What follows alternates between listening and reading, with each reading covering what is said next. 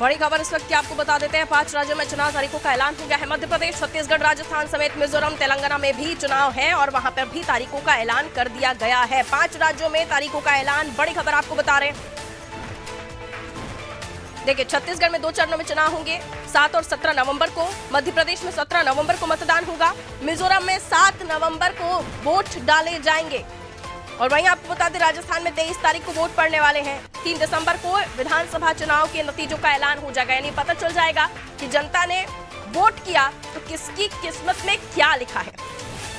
मतगणना सीधे तौर पर 3 दिसंबर को और 17 नवंबर को मध्य प्रदेश में मतदान किया जाएगा। 12 तारीख दिवाली का दिन और दिवाली के ठीक 5 दिन बाद जो है मध्य प्रदेश में वोट डाले जाएंगे। 5 राज्यों की 679 सीटों पर विधानसभा चुनाव होने हैं और छत्तीसगढ़ एक लौता ऐसा राज्य है जहां 2 चरणों में चुनाव हो रहे हैं, क्योंकि यहां पर चुनौतीपूर्ण भी होता है चुनाव आयोग के लिए चुनाव कराना। नक्सलाइट एरिया है, इस बात का भी विशेष तौर पर ध्यान रखते हुए। और 60 लाख से ज्यादा, 60 लाख अबव ये वो वोटर्स होंगे जो पहली बार मतदान करने जा रहे हैं। इनमें 7.8 करोड़ महिला वोटर्स होंगे। ये ऑल ओवर 5 राज्यों का जो आंकड़ा चुनाव आयोग ने अपनी प्रेस कॉन्फ्रेंस में दिया वो हम आपको बता रहे हैं। इनमें महिला वोटरों की संख्या बढ़ी है। देखिए, लगातार हम अलग अलग कार्यक्रमों में आपको बताते रहे हैं कि महिला वोटरों को साधने के लिए जो पार्टीज है, पॉलिटिकल पार्टीज है, उन्होंने जद्दोजहद की है। अलग अलग तरह के ऐलान भी हुए और भारतीय जनता पार्टी के केंद्र की सरकार ने तो देखिए 33% आरक्षण के साथ इस पूरी बाजी को मारते हुए किस तरीके से ऐलान किया था, तो 27 साल में 8 बार की कोशिशों में नहीं हुआ, वो भारतीय जनता पार्टी ने कर दिखाया था। और उसके अलावा उसका इफेक्ट जो है आप देखेंगे कि अलग अलग स्टेट में जो इलेक्शन होने हैं, स्टेट इलेक्शन होने उनमें तो पड़ेगा ही, लेकिन न केवल 2023 में ये तमाम चीजों का फर्क दिखेगा। और ये जो 2023 के राज्यों के चुनाव है, ये 2024 के लोकसभा चुनाव का आप सेमीफाइनल कह सकते हैं। और यहाँ से 2024 की दिशा और दशा भी तय होगी। तो महिला वोटरों की संख्या इस बार बढ़ गई है। 8 करोड़ से ज्यादा पुरुष मतदाता भी हैं। मध्य प्रदेश की मैं बात करूं तो मध्य प्रदेश के बारे में जो इलेक्शन कमीशन ने जानकारी दी, अब तक जो डेटा अपडेट होकर आया उसमें 5.6 करोड़ मतदाताओं की संख्या सामने आई है। इलेक्शन कमीशन की तरफ से जानकारी दी गई कि नाम पते घर घर जाकर उनसे जानकारी लेकर जो भी संशोधन हुआ है वो किया गया। इस बार पीवीटीजे पर 100% वोटर जो है वो रजिस्टर्ड हुए हैं। 17 अक्टूबर से 23 नवंबर तक वोटर के नाम जोड़े जा सकेंगे, ये वो तारीख दी गई है। अगर कोई वोटर छूट गया है, अगर अभी भी आपका रजिस्ट्रेशन नहीं हुआ है कि आप सिटीजन हैं, तो अभी भी 17 अक्टूबर से 23 नवंबर तक का जो समय है उसमें वोटरों के नाम जुड़ेंगे। मतदान केंद्रों में तमाम व्यवस्थाओं की बात कही गई है। कंट्रोल रूम से पोलिंग बूथ की निगरानी के लिए व्यवस्थाएं कर रखी हैं। 2 किलोमीटर के दायरे में मतदान होगा, यानी जितने भी पोलिंग बूथ बनाए जाएंगे 2 किलोमीटर के दायरे में हर पोलिंग बूथ होगा। आदिवासियों के लिए विशेष मतदान केंद्र बनाया गया है। छत्तीसगढ़ की बात करें तो 2 चरणों में यहाँ चुनाव होने जा रहे हैं। 7 तारीख और 17 तारीख को यहाँ वोट पड़ेंगे। छत्तीसगढ़ में इकलौता इन 5 राज्यों में ऐसा राज्य जहां 2 चरणों में चुनाव होने, बाकी तमाम जगहों पर जो है चुनावी तारीखों का जो ऐलान हुआ है वो सिंगल फेस में इलेक्शन कराने की बात कही गई है। 5 राज्यों में विधानसभा चुनाव की तारीखों की घोषणा हो चुकी है। चुनाव आयोग ने इसको लेकर प्रेस कॉन्फ्रेंस की। चुनाव आयुक्त राजीव कुमार ने बताया कि मध्य प्रदेश में 17 नवंबर, राजस्थान में 23 नवंबर को एक फेज में चुनाव होगा। छत्तीसगढ़ में 2 फेज में 7 और 17 नवंबर, इस 2 चरण में छत्तीसगढ़ में 10 दिन का गैप बताया गया है। और इसके अलावा मिजोरम में भी जो चुनाव होंगे वो जो तारीख दी गई है वो 7 तारीख दी गई है। 3 दिसंबर को इन तमाम जगहों के जो इलेक्शन हुए हैं, वोट पड़े हैं, उसके नतीजे सामने आ जाएंगे। तो इस वक्त की सबसे बड़ी खबर आपको बता दें, मध्य प्रदेश, छत्तीसगढ़, मिजोरम, राजस्थान, तेलंगाना, इन तमाम जगहों पर होने वाले चुनाव, मध्य प्रदेश, राजस्थान, छत्तीसगढ़, मिजोरम, यहाँ पर होने वाले चुनावों की तारीखों का जो ऐलान है वो हो चुका है। बड़ी खबर इस वक्त की आपको बता रहे हैं। वोटर्स की संख्या चुनाव आयोग ने बताई, टोटल 5 स्टेट में जो वोटर्स की संख्या है इसके बारे में चुनाव आयोग ने जानकारी दी है। इनमें महिला वोटर्स की जो संख्या है वो बड़ी है, मतदाताओं की संख्या में महिलाओं की संख्या बड़ी है। इस बार जो नए वोटर्स हैं, पहली बार जो अपने मताधिकार का उपयोग करेंगे, उनकी संख्या भी बड़ी है।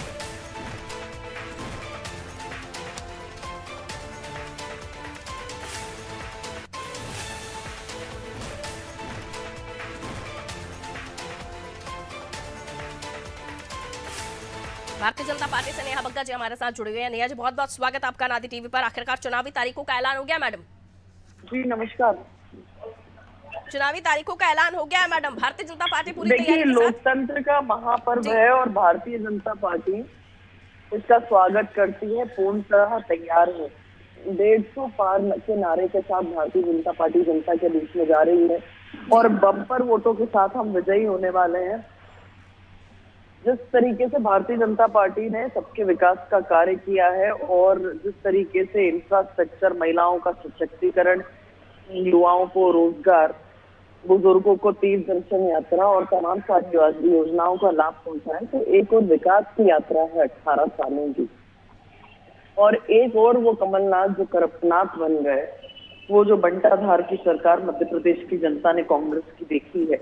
ये वर्सेस का चुनाव है और जिस तरीके से कांग्रेस पार्टी ने छलावा किया था और जिस तरीके से भारतीय जनता पार्टी ने विकास के कार्य किए हैं, 2003 के जो परिणाम थे भारतीय जनता पार्टी के पक्ष में, हम उससे अधिक परिणाम लाएंगे, उससे अच्छे वोट लेकर आएंगे। और जो दिवाली है वो सही मायने में भारतीय जनता पार्टी के कार्यकर्ता और ये जनता मध्य प्रदेश की मनाएगी इस बार। बिल्कुल। नेहा बग्गा जी, महिला वोटर्स की संख्या भी बड़ी है, ये भी चुनाव आयोग ने जानकारी दी है, इसको लेकर क्या कहेंगे आप? देखिए, महिलाएं समाज की रीढ़ की हड्डी का कार्य करती हैं और जिस प्रकार से भारतीय जनता पार्टी की सरकार ने महिलाओं के सशक्तिकरण के लिए निरंतर निर्णय किए हैं। मैंने आपसे कहा कि मध्य प्रदेश पहला वो राज्य बना जिसने महिलाओं को सशक्त राजनीतिक तौर पर करने के लिए 50% का आरक्षण उनका लोकल बॉडीज के चुनाव में रखा। आज महिला पंच है, सरपंच है, नगर निगम अध्यक्ष है, पार्षद है, बड़ी संख्या में सदस्य हैं और लाखों महिलाएं सशक्त होकर अपना नेतृत्व दे रही हैं। जिस प्रकार से लाडली बहनाओं को आर्थिक तौर पर सशक्त करने के लिए माननीय मुख्यमंत्री जी उनके लिए योजना लेकर आए, बेटियों को शासकीय नौकरी में 35% का आरक्षण किया और जिस तरीके से हम देखते हैं कि एक बहुत बड़ी फहरिस्त है जो सामाजिक तौर पर जुड़ रही है, स्व सहायता समूह से जुड़ी है महिलाएं, लगभग 40 हैं। बेटियां पैदा होती जो बोझ हुआ करती थी, आज वो लक्ष्मी है, लखपति हैं। तो निश्चित तौर पर ये स्पष्ट दिखा रहा है कि एक और भारतीय जनता पार्टी की सरकार ने महिलाओं को, कन्याओं को पूजने का, उनको आगे बढ़ाने का काम किया है। और दूसरी ओर जहां कांग्रेस पार्टी, वहां तो मुखिया ऐसा बैठा है जो एक दलित महिला को आइटम कह के संबोधित करता है, जो पूर्व मुख्यमंत्री रहा हो वो अपनी पार्टी की महिला को टंचमाल कहता है। तो ये नारी के अपमान जो कांग्रेस ने किया है वर्सेस नारी का जो वंदन करने का काम किया, मातृशक्ति को सशक्त करने का जो काम किया है, ये उसका चुनाव है। निश्चित तौर पर जो महिलाएं हैं तो भारतीय जनता पार्टी के पक्ष में वोट करके इस रूढ़िवादी मानसिकता, इस घृणा की मानसिकता, इस दोहरे चरित्र की मानसिकता पर जवाब देगी। एक और सवाल मैडम, आचार संहिता का भी अब बता ही दिया गया है, जाहिर सी बात है तारीखों के ऐलान के साथ। अब ये कहा जा रहा है कि कांग्रेस की तरफ से एक भी नाम अनाउंस नहीं हुआ है उम्मीदवार का। अब आपकी लिस्ट का आने का इंतजार, क्योंकि 2 लिस्ट और एक नाम की एक लिस्ट भी सामने आ चुकी है, अभी भी इंतजार किया जा रहा है कि कब आपके आने वाले समय पर उम्मीदवारों का जो ऐलान है वो कब तक करेंगे? देखिए, 75 वर्ष पुरानी जो पार्टी है, जो देश की सबसे पुराना दल है कांग्रेस पार्टी, वो इतनी घबराई हुई है। जिस तरीके से भारतीय जनता पार्टी को जन आशीर्वाद यात्रा में जनता का सहयोग मिला है और कांग्रेस तो अपने नकारात्मक सोच के साथ में एक जन आक्रोश यात्रा निकाल रही थी जिसमें आक्रोश उनके ही नेताओं के बीच में देखने को मिला। ये घबराहट दिखा रही है कि कांग्रेस अभी तक एक नाम की घोषणा नहीं कर पाई है। स्वयं कमलनाथ जो स्वयंभू बने हुए थे वो भी अपने नाम की घोषणा नहीं कर पा रहे कि चुनाव लड़ेंगे कि नहीं। अरुण यादव बैकफुट पर हैं, दिग्विजय सिंह बैकफुट पर हैं, गोविंद सिंह का आता पता नहीं है, जीतू पटवारी कहाँ है समझ नहीं आ रहा है। और ये सूची नहीं आने का कारण यही है कि कांग्रेस को अपने जमानत जब्त होने की डर लगा हुआ है। जिस तरीके से करपनाथ की सरकार चली, जिस तरीके से करप्शन का पैमाना एकदम से इनके आते ही बढ़ा, जिस तरीके से इन्होंने जनता के साथ धोखा किया अपने वचन पत्र के माध्यम से। और दूसरी ओर भारतीय जनता पार्टी है जिसके लगभग 80 प्रत्याशियों की सूची आ चुकी है और सभी संभागों में लगभग आप देखेंगे तो प्रत्याशी दमखम के साथ उतरे हैं। भारतीय जनता पार्टी के कद्दावर नेता जमीन पर है, भारतीय जनता पार्टी का प्रत्येक कार्यकर्ता जमीन पर है, बूथ से लेकर विधानसभा तक प्रत्येक व्यक्ति तैयार है इस चुनाव को भारतीय जनता पार्टी को जिताने में।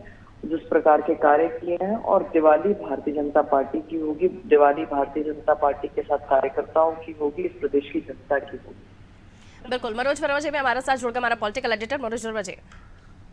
नेहा जी, मल्लिकार्जुन खड़गे ने अब से कुछ देर पहले ट्वीट किया और कहा है कि आज जो चुनाव की तारीखों का ऐलान हुआ वो बीजेपी की वापसी का उद्घोष है अब 5 राज्यों से। निश्चित तौर पर मनोज जी, जिस प्रकार से भारतीय जनता पार्टी ने कार्य किए हैं, जिस तरीके से भारतीय जनता पार्टी ने गरीब कल्याण की योजनाओं को लागू किया है, जिस तरीके से मैंने पूर्व में भी कहा कि महिलाओं को चाहे सामाजिक तौर पर हो, आर्थिक तौर पर हो, राजनीतिक तौर पर हो या शासकीय नौकरियों के तौर पर उनको सशक्त करने का काम किया है। बुजुर्गों की तीर्थ दर्शन यात्रा आपको याद है जो मुख्यमंत्री शिवराज जी चलाया करते थे, कमलनाथ जी ने बंद कर दी थी। युवाओं को कौशल योजना हम सब जानते हैं कि कमलनाथ जी ने उनका मजाक उड़ाया, ढोल चराओ बैंड बजाओ। और कौन सा ऐसा वर्ग है, ओबीसी वर्ग, हमने देखा कि कमलनाथ की सरकार ने उनका आरक्षण समाप्त करने का प्रयास किया, सुप्रीम कोर्ट तक अपने बड़े बड़े वकीलों को खड़ा किया।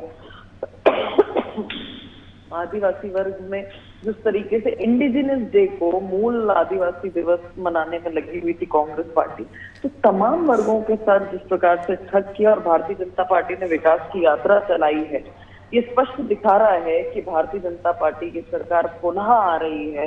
भारतीय जनता पार्टी बमों के साथ आ रही है, भारतीय जनता पार्टी के साथ जनता का आशीर्वाद है और जनता उत्साहित है, वोटर उत्साहित है भारतीय जनता पार्टी को पुनः लाने के लिए।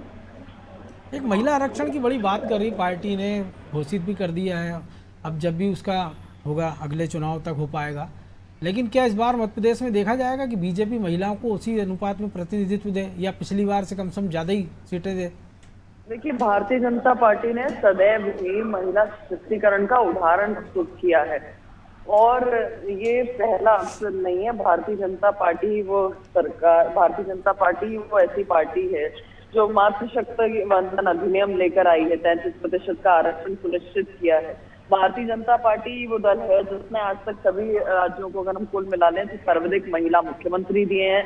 भारतीय जनता पार्टी वो दल है कि 75 साल की आजादी के बाद अगर आज 11 कैबिनेट मंत्री केंद्र में है महिला, तो वो भारतीय जनता पार्टी की देन है।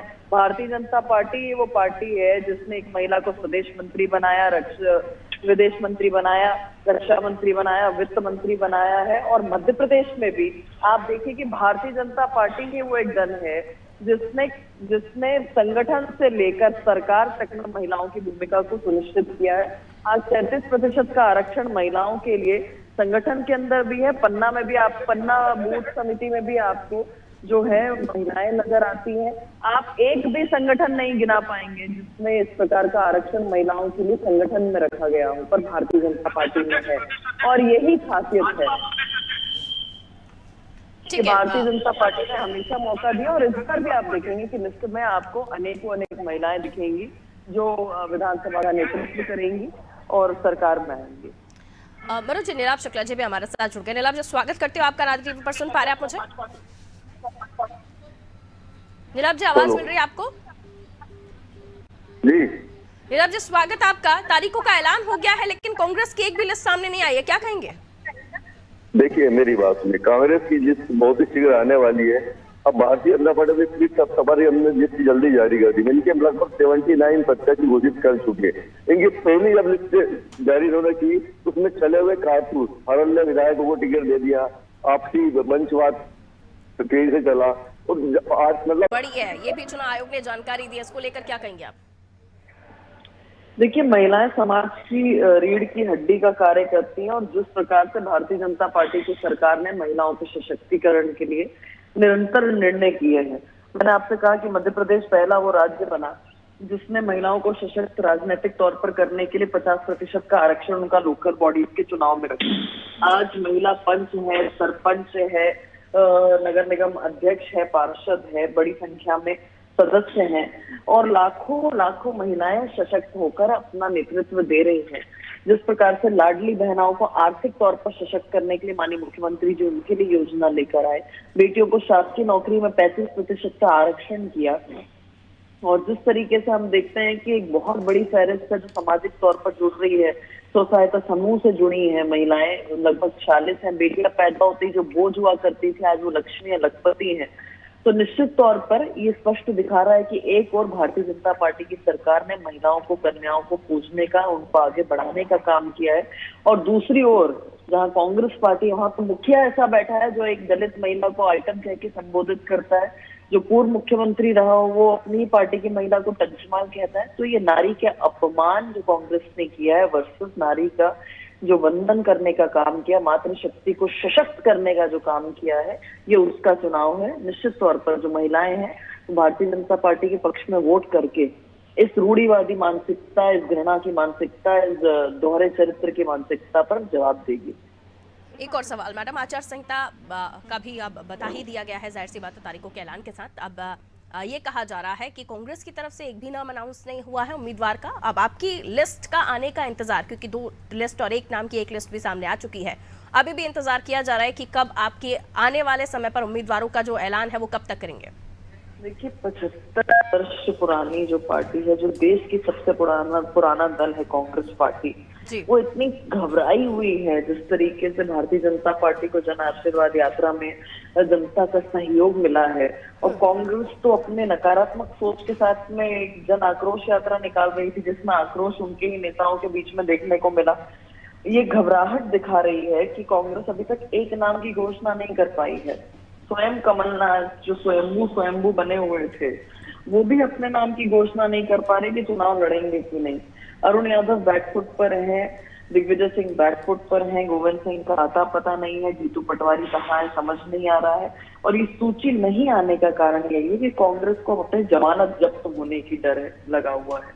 जिस तरीके से करपनाथ की सरकार चली, जिस तरीके से करप्शन का पैमाना एकदम से इनके आते ही बढ़ा, जिस तरीके से इन्होंने जनता के साथ धोखा किया अपने वचन पत्र के माध्यम से, और दूसरी ओर भारतीय जनता पार्टी है जिसके लगभग 80 प्रत्याशियों की सूची आ चुकी है और सभी संभागों में लगभग आप देखेंगे तो प्रत्याशी दमखम के साथ उतरे हैं।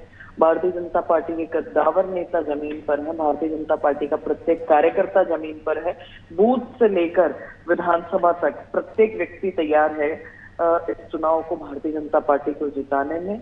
जिस प्रकार के कार्य किए हैं और दिवाली भारतीय जनता पार्टी की होगी, दिवाली भारतीय जनता पार्टी के साथ कार्यकर्ताओं की होगी, इस प्रदेश की जनता की होगी। बिल्कुल, मनोज दरवाजे में हमारे साथ जुड़कर हमारा पॉलिटिकल एडिटर मनोज दरवाजे। नेहा जी, मल्लिकार्जुन खड़गे ने आपसे कुछ देर पहले ट्वीट किया और कहा है कि आज जो चुनाव की तारीखों का ऐलान हुआ वो बीजेपी की वापसी का उद्घोष है 5 राज्यों से। निश्चित तौर पर मनोज जी, जिस प्रकार से भारतीय जनता पार्टी ने कार्य किए हैं, जिस तरीके से भारतीय जनता पार्टी ने गरीब कल्याण की योजनाओं को लागू किया है, जिस तरीके से मैंने पूर्व में भी कहा कि महिलाओं को चाहे सामाजिक तौर पर हो, आर्थिक तौर पर हो, राजनीतिक तौर पर हो या शासकीय नौकरियों के तौर पर उनको सशक्त करने का काम किया है। बुजुर्गों की तीर्थ दर्शन यात्रा आपको याद है जो मुख्यमंत्री शिवराज जी चलाया करते थे, कमलनाथ जी ने बंद कर दी थी। युवाओं को कौशल योजना, हम सब जानते हैं कि कमलनाथ जी ने उनका मजाक उड़ाया, ढोल चराओ बैंड बजाओ। और कौन सा ऐसा वर्ग है, ओबीसी वर्ग, हमने देखा कि कमलनाथ की सरकार ने उनका आरक्षण समाप्त करने का प्रयास किया, सुप्रीम कोर्ट तक अपने बड़े बड़े वकीलों को खड़ा किया। आदिवासी वर्ग में जिस तरीके से इंडिजिनस डे को, मूल आदिवासी दिवस मनाने में लगी हुई थी कांग्रेस पार्टी, तो तमाम वर्गों के साथ जिस प्रकार से ठग किया और भारतीय जनता पार्टी ने विकास की यात्रा चलाई है, ये स्पष्ट दिखा रहा है कि भारतीय जनता पार्टी की सरकार पुनः आ रही है। भारतीय जनता पार्टी बहुमत के साथ आ रही है, भारतीय जनता पार्टी के साथ जनता का आशीर्वाद है और जनता उत्साहित है, वोटर उत्साहित है भारतीय जनता पार्टी को पुनः लाने के लिए। एक महिला आरक्षण की बड़ी बात कर रही पार्टी ने, घोषित भी कर दिया है, अब जब भी उसका होगा अगले चुनाव तक हो पाएगा। लेकिन क्या इस बार मध्य प्रदेश में देखा जाएगा कि बीजेपी महिलाओं को उसी अनुपात में प्रतिनिधित्व दे या पिछली बार से कम से कम ज्यादा ही सीटें दे? देखिए, भारतीय जनता पार्टी ने सदैव ही महिला सशक्तिकरण का उदाहरण प्रस्तुत किया है। और ये पहला अवसर नहीं है। भारतीय जनता पार्टी भारतीय जनता पार्टी वो ऐसी पार्टी है जो मातृशक्ति वंदन अधिनियम लेकर आई है, 33% का आरक्षण सुनिश्चित किया है। भारतीय जनता पार्टी वो दल है जिसने आज तक सभी राज्यों को अगर हम कुल मिला लें तो सर्वाधिक महिला मुख्यमंत्री दिए हैं। भारतीय जनता पार्टी वो दल है कि 75 साल की आजादी के बाद अगर आज 11 कैबिनेट मंत्री केंद्र में है महिला, तो वो भारतीय जनता पार्टी की देन है। भारतीय जनता पार्टी वो पार्टी है जिसने एक महिला को स्वदेश मंत्री बनाया, विदेश मंत्री बनाया, रक्षा मंत्री बनाया, वित्त मंत्री बनाया है। और मध्य प्रदेश में भी आप देखिए कि भारतीय जनता पार्टी ही वो एक दल है जिसने संगठन से लेकर सरकार तक में महिलाओं की भूमिका को सुनिश्चित किया है। आज 33% का आरक्षण महिलाओं के लिए संगठन के अंदर भी है, पन्ना में भी, आप पन्ना बूथ समिति में भी आपको जो है महिलाएं नजर आती हैं। आप एक भी संगठन नहीं गिना पाएंगे जिसमें इस प्रकार का आरक्षण महिलाओं के लिए संगठन में रखा गया हो, पर भारतीय जनता पार्टी में है। और यही खासियत है कि भारतीय जनता पार्टी ने हमेशा मौका दिया। और इस बार भी आप देखेंगे कि लिस्ट में आपको अनेक महिलाएं दिखेंगी जो विधानसभा का नेतृत्व करेंगी और सरकार में आएंगी। मनोज जी, नीलाभ शुक्ला जी भी हमारे साथ जुड़ गए। नीलाभ जी, स्वागत करते हो आपका राजनीति टीवी पर। सुन पा रहे आप मुझे? नीलाभ जी, आवाज मिल रही है आपको? जी नीलाभ जी, स्वागत आपका। तारीखों का ऐलान हो गया है लेकिन कांग्रेस की एक भी लिस्ट सामने नहीं आई है, क्या कहेंगे? देखिए मेरी बात सुनिए, कांग्रेस की लिस्ट बहुत ही शीघ्र आने वाली है। अब भारतीय जनता पार्टी में सीट हमारी हमने लिस्ट जल्दी जारी कर दी। इनके लगभग 79 प्रत्याशी घोषित कर चुके। इनकी पहली जब लिस्ट जारी इन्होंने की उसमें चले हुए कारतूस, हरण्य विधायकों को टिकट दे दिया, आपसी मंचवाद तेजी से चला और आज मतलब 79 में लगभग 40 सीटों पर अंतर करना वो विरोध सड़कों पर आ रहा है। तो ऐसी लिस्ट जल्दी हाईकमान में फाइल करना क्या फायदा? इसका मतलब हमारी जो लिस्ट होगी नीचे से लेकर उस तक कार्यकर्ता की सबकी राय मशवरा करने लिस्ट तैयार हो जाए और जल्दी लिस्ट हमारी लिस्ट जल्दी आ जाएगी। लेकिन कमलनाथ से लेके सज्जन सिंह वर्मा तक तमाम सारे आपके नेताओं ने कहा था कि जो 66 सीटें आप 2 से लेके 8 चुनाव से लगातार हार रहे हैं उसमें 6 महीने पहले आप कैंडिडेट घोषित कर देंगे। तो कम से कम उन सीटों पे ही कैंडिडेट घोषित हो जाते तो लगता है कि आप वाकई गंभीरता से ले रहे हैं, क्योंकि जिन सीटों का आप जिक्र कर रहे हैं 79 का बीजेपी की, उनमें से 76 वो हारी हुई सीटें हैं जिसपे उन्होंने प्रत्याशी पहले घोषित कर दिए हैं।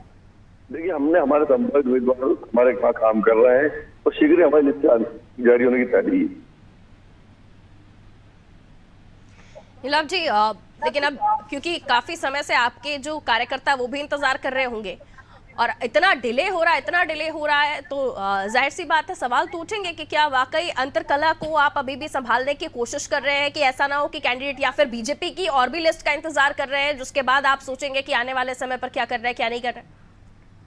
देखिए हर पार्टी की रणनीति होती है। मैंने आपसे कहा कि हमारा जमीन स्तर के कार्यकर्ता लेके जिला अध्यक्ष से लेके और अन्य सभी कार्यकर्ताओं से सलाह मशवरा करके आम राय बनाई जाती है, उस पर लिस्ट हम फाइनल करते हैं। हमारी जब लिस्ट फाइनल होगी कहीं भी आपको अंतरकला अंतर्द्वंद नहीं दिखाई देगा जिसमें भारतीय जनता पार्टी को दिखाई दे रहा है। लेकिन जिस प्रकार से आप कह रहे हैं तो बीजेपी ने हमने देखा कि 7 बड़े नेताओं को उतारा है, केंद्रीय मंत्री हैं, सांसद हैं, राष्ट्रीय महासचिव है। तो आपकी तरफ से तमाम सारे दिग्गजों को मैदान में उतारने की तैयारी है क्या या पार्टी उतारेगी?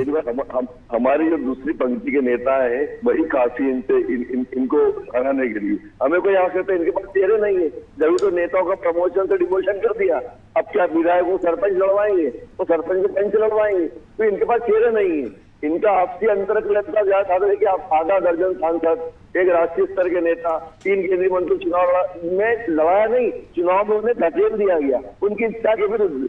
देखिए अकेला जीवन जी को धकेल दिया गया, वो तो मैं लड़ना ही नहीं चाहता था, मैं तो हेलीकॉप्टर प्रचार करना चाहता था, मुझे जबरदस्ती चुनाव में पहुंचा दिया। यही दूसरे की सबकी हालत ही है। तो हमारे दूसरी पंक्ति नेता पूरी तरह परीक्षा में लड़ने के लिए हमारे जो वरिष्ठ नेता है वो पूरी तरह मध्य प्रदेश से संभालेंगे।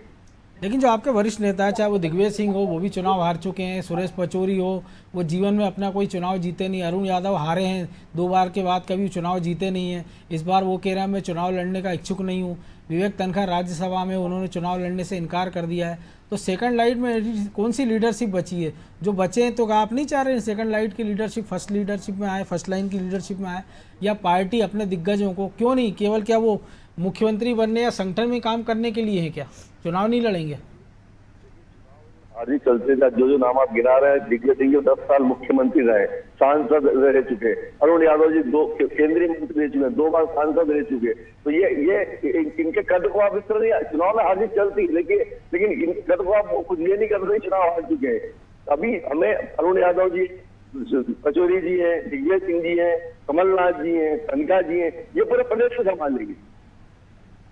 यानी खुद चुनाव नहीं लड़ेंगे? देखिए, और जरूरत ही नहीं। हमने हमारे दूसरी पंक्ति में हर किसी का एक बड़ा जनाधार है, ये वरिष्ठ नेता पूरे प्रदेश को संभाल लेंगे। हमें वरिष्ठ नेताओं को चुनाव में झोंकने की कोई आवश्यकता नहीं। भारतीय जनता पार्टी में हमारे पास मजबूत उम्मीदवार, जिताऊ चेहरे हैं। ये थोड़ा सुनने में अटपटा लगा कि वरिष्ठ नेताओं को चुनाव में झोंकने की जरूरत नहीं है। ये झोंकना वाला शब्द थोड़ा सा अटपटा लग रहा है नीलाभ जी। कोई भी पार्टी कार्यकर्ता या पार्टी का बड़ा नेता अगर चुनावी मैदान में अपनी पार्टी के लिए जाता है तो उसे झोंकना कहेंगे आप? मैंने आपसे पहले कहा, भारतीय को चुनाव में धकेला गया, झोंका गया, उनकी इच्छा नहीं थी, तभी तो मैंने जब इस्तेमाल किया। कैलाश जी की इच्छा नहीं थी, अन्य नेता चुनाव में जबरिया धकेल दिया गया, प्रमोशन डिमोशन कर दिया गया। लेकिन अब तो वो कह रहे हैं ना कि मैं केवल मंत्री बनने, चुनाव लड़ने के लिए नहीं आया हूँ, मैं दिल्ली से, भोपाल से आदेश होगा और काम हो जाएंगे। मतलब उन्होंने महत्वाकांक्षा तो जाहिर कर ही दी है अपनी। सरकार जा रही है, खुद हारने की स्थिति में है, इनके तो राजनीतिक जीवन पे सच चिन्ह लग गया है। बड़ा सवाल है, इस उम्र में आके कितनी राजनीतिक जीवन समाप्त हो रहा है। अच्छा, महिला आरक्षण का जिस प्रकार से कांग्रेस ने समर्थन किया, क्रेडिट लेने की बात है, और ओबीसी को गिनती की बात हो रही, जातिगत जनगणना की, तो क्या इस चुनाव में उम्मीद करें कि कांग्रेस पार्टी उसी अनुपात में ओबीसी को और महिलाओं को मैदान में उतारेगी? बिल्कुल, हम तो उतारते शुरू से उतार आ रहे हैं। हमने ओबीसी वर्ग को हमने पूरा टिकट दिया, सम्मान दिया, महिला को सम्मान दिया, हमारा टिकट दिया, देगी नहीं, जिस अनुपात में है उसकी बात कर रहा हूँ कि 33% आरक्षण का आपने समर्थन किया है। अनुपात से ज्यादा ही हम महिलाओं को सम्मान देते हैं और टिकट देते हैं, और ओबीसी वर्ग को भी इससे सम्मान दिया जाता है हमारी पार्टी में। हमारे जी बुढ़िया अध्यक्ष थे, उप मुख्यमंत्री सुभाष यादव जी थे, तो इसका हम तो बड़े पता ये बता दें इनके कौन से ओबीसी वर्ग के आज तक बने नहीं बने। लेकिन उन्होंने तो पिछले 3 मुख्यमंत्री ओबीसी दिए है ना, आपके यहाँ से तो एक भी नहीं आया, ऐसा बीजेपी आरोप लगाती रही है। भारतीय जनता पार्टी ओबीसी को बरगलाने का काम करती है, भ्रमित करने का काम करती है। कांग्रेस की बड़ी खबर आ रही है, उससे हम पहले दर्शकों को रूबरू करा दें। इस वक्त बड़ी खबर आपको बता दें, कांग्रेस अध्यक्ष मल्लिकार्जुन खड़गे का बयान सामने आया। इसका जिक्र मनोज सर पहले भी कर चुके थे। शुरुआती हमने इसी बात से की थी मनोज सर कि जो विदाई का उद्घोष वाली बात वो कर रहे थे खड़गे साहब, जिन्होंने ट्वीट करके कहा है कि कांग्रेस पार्टी की गारंटी है जन कल्याण, सामाजिक न्याय, प्रगतिशील विकास। और अब जो तारीखों का ऐलान हुआ है उसके साथ ही खड़गे जी का भी बयान सामने आ गया है। उन्होंने कहा कि वापसी का उद्घोष है, ये अपने आप में बड़ी बात उन्होंने कही है, यानी बहुत कॉन्फिडेंट। हालांकि इस कॉन्फिडेंट के साथ अभी तक लिस्ट जारी नहीं हो पा रही है मध्य प्रदेश में। मनोज जी, इसमें भी एक बड़ी दिलचस्प बात है कि अगर पिछले दिनों के बयान की बात करें राहुल गांधी के, तो उन्होंने कहा था कि मध्य प्रदेश और छत्तीसगढ़ में कांग्रेस की सरकार बन रही है और राजस्थान में वो सरकार बना भी सकते हैं, यानी कि जहाँ उनकी सरकार है। और सबसे ज़्यादा लोक लुभावन घोषणा अगर किसी ने की है 5 राज्यों में तो वो राजस्थान है, जिसने महिलाओं को लेके बात करें, आयुष्मान भारत में बाकी जगह 5 लाख का इलाज है, उन्होंने 25 लाख में इलाज की बात की है। बाकी जगह अभी गैस सिलेंडर 500 में कांग्रेस ने घोषणा की है, लेकिन उन्होंने अपने आप बांटना शुरू कर दिए हैं। तमाम सारी स्कीम्स जो है जनहित वाली उन्होंने योजनाएं लागू की है। उसके बाद अगर राजस्थान में राहुल गांधी को लग रहा है कि वह मुश्किलें हैं, तो ऐसे में मल्लिकार्जुन खड़गे के बयान को आप किस रूप से लेते हैं, कांग्रेस से भी पूछा जाना चाहिए। नीलाभ जी, जी राहुल गांधी कह रहे हैं कि राजस्थान में वो सरकार बना सकते हैं और वहां पर जहां आपकी ऑलरेडी गवर्नमेंट है, पॉलिसीज ऐसी जो दोनों स्टेट से बहुत ही ज्यादा अलग, खासतौर पर छत्तीसगढ़ से भी अलग, तो इतने कॉन्फिडेंट हैं। और खड़गे साहब का जो बयान की वापसी का उद्घोष है इन तारीखों के साथ, तो कॉन्फिडेंस किस तरफ है? देखिए, पूरा कॉन्फिडेंस राजस्थान और मध्य प्रदेश और छत्तीसगढ़ यहाँ पर कांग्रेस की सरकार बन रही। शब्दों को ना पकड़े आप, शब्दों के माया जाल में ना उलझाए। राजस्थान में भी सरकार बनने की जैसे काम राजस्थान सरकार ने किए हैं, निश्चित रूप से वहाँ सरकार बनेगी। मध्य प्रदेश में सरकार बनने के लिए हम अग्रसर है, यही छत्तीसगढ़ की स्थिति है।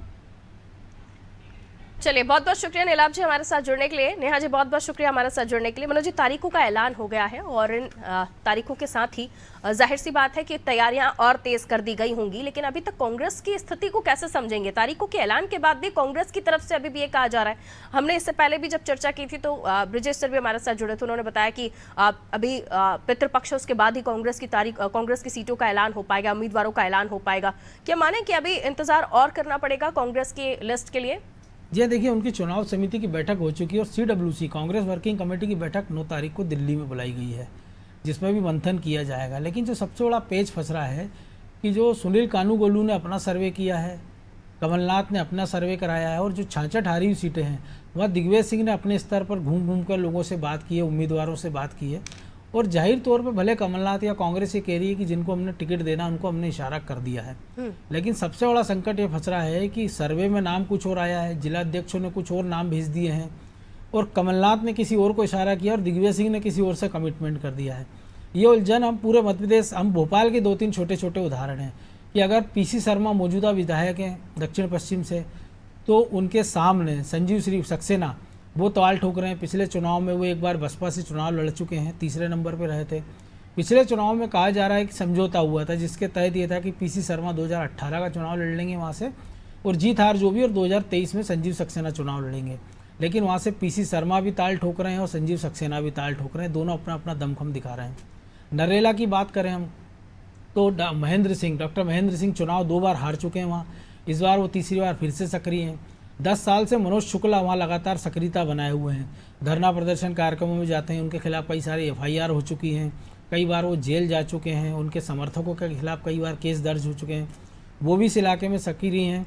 और आसिफ जकी, जिनकी पत्नी पार्षद है और आसिफ जकी कार्यवाहक अध्यक्ष भी हैं प्रदेश भोपाल के और कमलनाथ के बड़े नज़दीकी माने जाते हैं, वो इस क्षेत्र में सक्रियता बनाए हुए हैं। भोपाल उत्तर की बात करें हम तो 92 के बाद से लगातार अपराजय, 93 के बाद से आरिफ अकील, उन्होंने अपने छोटे बेटे को अपना राजनीतिक उत्तराधिकारी घोषित कर दिया है, लेकिन उनका अपना सगा भाई आमिर अकील जो कि पार्षद भी रह चुके हैं, वो उन्होंने दमखम दिखाना शुरू कर दिया और वो ये कह रहे हैं कि घुटना पेट की तरफ मुड़ रहा है और टिकट का दावेदार मैं हूँ। तो ये अकेले भोपाल नहीं, ये पूरे मध्य प्रदेश में यही स्थितियाँ बनती नज़र आ रही हैं, क्योंकि दिक्कत ही यही है कि आपने कमिटमेंट किसी और से कर दिया है, सर्वे में नाम किसी और का। पिछले दिनों जो भोपाल में एक बैठक हुई थी उसमें रणदीप सुरजेवाला ने इसको लेकर क्लास लगाई थी कि जो सर्वे में जिनका नाम पहले नंबर पर था और जो जिला अध्यक्षों से सूची मंगाई गई थी उसमें जो 1 नंबर के सर्वे वाला उसको 3 नंबर 4 नंबर पर डाल दिया गया, जिसको लेकर जब सवाल उठाए गए तो कई सारे जिला अध्यक्ष बगल झाँकते नजर आए और उनके पास ही जवाब नहीं था कि जवाब क्या दें। जिन 66 सीटों की हम बात कर लें तो जो परिस्थितियां बीजेपी के साथ आ रही है, जो कांग्रेस लगाती रही है आरोप कि बीजेपी में 3 बीजेपी हो गई है, एक नाराज भाजपा, एक शिवराज भाजपा, एक महाराज भाजपा। कांग्रेस में भी पिछले दिनों हम देखें कि 6 महीने के अंतराल में लगभग 30 बड़े नेता बीजेपी के कांग्रेस में शामिल हुए और इनमें से लगभग 1 दर्जन को टिकट का आश्वासन मिला हुआ है, चाहे वो दीपक जोशी हो या तमाम सारे नेता हो। इसके साथ ही जब बीजेपी के अभी 151 उम्मीदवारों की सूची और बची हुई है, जब ये सूचियाँ घोषित हो जाएगी तो जाहिर सी बात है कि कई लोग और नाराज़ होंगे, क्योंकि जो सिंधिया समर्थक हैं उनमें से कई सारों को लगभग 1 दर्जन को टिकट मिलना लगभग तय है। तो जिनके टिकट काटे जाएंगे कांग्रेस उन पर डोरे डाल रही है। जसवंत जाटव जिनका करेरा से टिकट काट के रमेश खट्टिक को टिकट दिया गया है, बसपा और कांग्रेस उनके संपर्क में है। रणवीर जाटव जिनका घोष से टिकट काट के लाल सिंह आर्य को दिया गया है, जो बीजेपी के SC मोर्चा के राष्ट्रीय अध्यक्ष हैं। रणवीर जाटव से बसपा और कई सारे दल संपर्क में हैं। तो ऐसी स्थिति कांग्रेस के सामने भी है। तब ये स्थिति जो बीजेपी जूझती रही है जिससे, वो कांग्रेस को फेस करना पड़ेगी कि अगर वो बीजेपी के आयातित नेताओं को टिकट देती है तो उसके अपने कार्यकर्ता कहाँ जाएंगे, तो वो जो विद्रोह होगा। जी सर। और दूसरा, सिंधिया के अलग होने के बाद भी कांग्रेस में ऐसा नहीं कि गुटबाजी खत्म हो। हमने देखा है कि पिछले दिनों जब बैठक हुई थी चुनाव कमेटी की, उसमें अरुण यादव ने अपने 2-3 यादव समर्थकों के नाम आगे किए थे, जिसको लेके भारी विवाद हुआ था और अरुण यादव को फटकार भी लगी थी और ये कहा गया था उनसे कथित तौर पे कि वो जाति की राजनीति कर रहे हैं। तो ये चीज़ें बता रही हैं कि कांग्रेस में अंदर खाने अभी सब कुछ ठीक नहीं है और शायद एक कारण तो ये हो सकता है कि इसके कारण भी सूची में देर हो रही है। और दूसरा ये भी है कि जो कांग्रेस जिस सॉफ्ट हिंदुत्व की ओर बढ़ती नज़र आ रही है, चाहे वो मंदिरों की बात कर रही है, वो तमाम सारी चीज़ों की, तो ऐसे में अगर वो पितृपक्ष में जिनको कड़े दिन माना जाता है अगर सूची घोषित करती है जी। तो उसके साफ हिंदुत्व पर भी सवाल उठने लगेंगे। लेकिन ये बात हो रही कि जो बीजेपी सबको मानती थी उस बीजेपी की संभवतः आज या कल में एक चौथी सूची जल्दी से ही आ सकती है। बिल्कुल, अब देखना होगा आने वाले समय पर क्या कुछ तस्वीरें निकल कर सामने आती हैं। बहरहाल छत्तीसगढ़ का रुख करें, करिश्मा हमारे सहयोगी हमारे साथ बनी हुई हैं और कुछ मेहमान भी हमारे साथ जुड़े हैं। सत्यप्रकाश सिंह प्रवक्ता है कांग्रेस से हमारे साथ जुड़े हैं, स्वागत करती हूँ आपका। सौरभ जागृत जी हमारे साथ जुड़े भारतीय जनता पार्टी से, आपका भी स्वागत। करिश्मा की तरफ हम रुख कर लेते हैं। करिश्मा, इलेक्शन डेट्स का अनाउंसमेंट हो गया है, या कुछ वहां से खबरें निकलकर सामने आ रही हैं इन तारीखों को लेकर?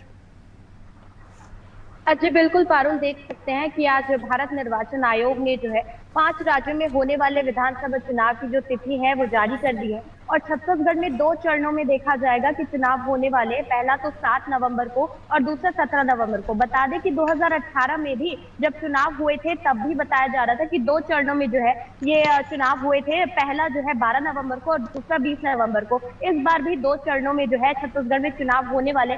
90 विधानसभा सीटें जो है छत्तीसगढ़ में है और 5 संभाग है। रायपुर संभाग है, बिलासपुर संभाग है, दुर्ग संभाग है, बस्तर संभाग है और सरगुजा संभाग है। और हर संभाग में देखा जाता है कि अलग अलग जो है सीटें भी बटी हुई है। सबसे ज्यादा सीटें जो है बिलासपुर संभाग में, वहां पर 24 विधानसभा सीटें हैं। वहीं बस्तर की बात करें तो 12 है और दुर्ग की बात करें तो वहां पर 14 है और 20 है। और बात करें साथ ही में रायपुर की, तो रायपुर में भी 20 है, दुर्ग में भी 20 है और सरगुजा में 14 है। तो देखा जा सकता है कि इन सभी विधानसभा सीटों को साधने के लिए जो है लगातार दोनों ही राजनीतिक दल एड़ी से चोटी तक का जोर लगा दे रहे हैं। 2018 के चुनाव के आंकड़ों की भी अगर बात करें तो देखा जा सकता है कि वहां पर भी जो है 68 सीटों पर जो है कांग्रेस पार्टी ने जीत हासिल की थी। वहीं 18 सीटों पर जो है भारतीय जनता पार्टी सिमट गई थी। और गठबंधन की अगर बात करें तो जनता जोगी और बहुजन समाज पार्टी ने जो गठबंधन किया था तो 60 सीटों पर जो है उन्होंने अपनी जो है पैर पसारे थे। तो केवल 7 सीटें जो है वहां पर गठबंधन सरकार करने के बाद जो है